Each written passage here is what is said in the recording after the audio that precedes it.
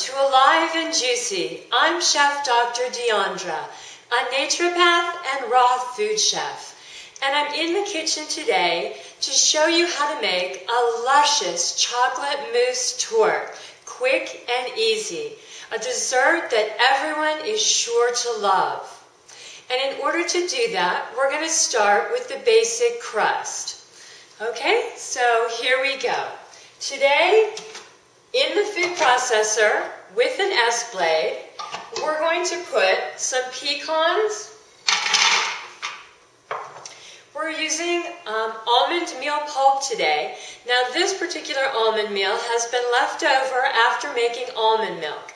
You can use whole almonds if you'd like. You can use walnuts, filberts, macadamia nuts, cashews, or pretty much any nut of your choice.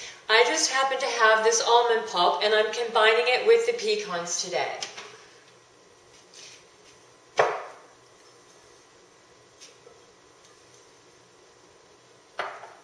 Okay, with the nuts we're also going to add a little bit of vanilla bean powder and a pinch of salt.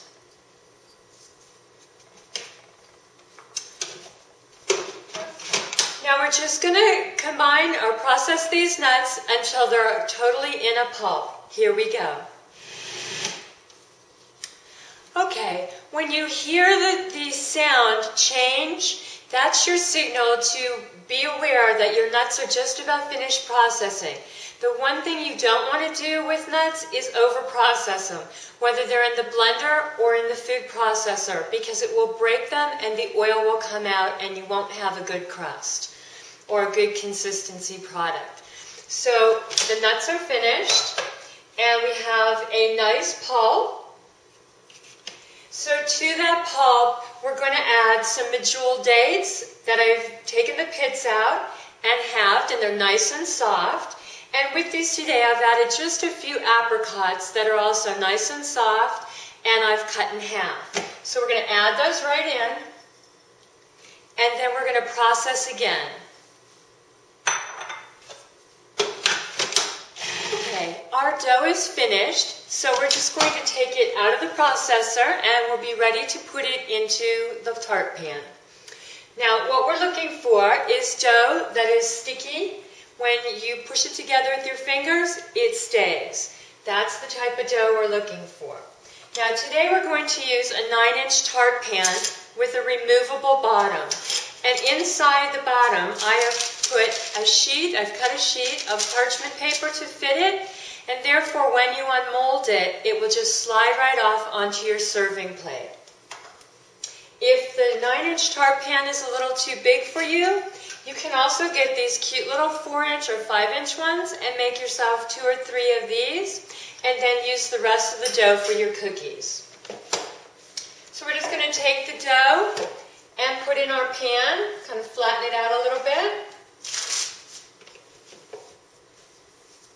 And we're going to put it in the bottom first, flattening all around the bottom and then pushing it up into the sides.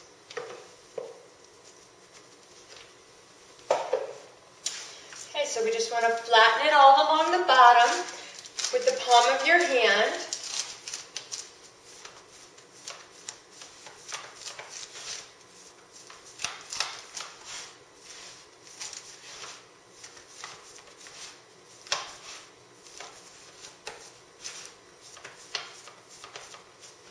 And when it comes to the sides, be sure that you push it up against the side really well. And if it goes a little over the top, that's okay, just trim it off. Go all the way around your pie pan, pushing it firmly up against the sides, and then packing it down. Because you want to be sure that you have a good wall to hold, a good solid wall to hold your pie in the back.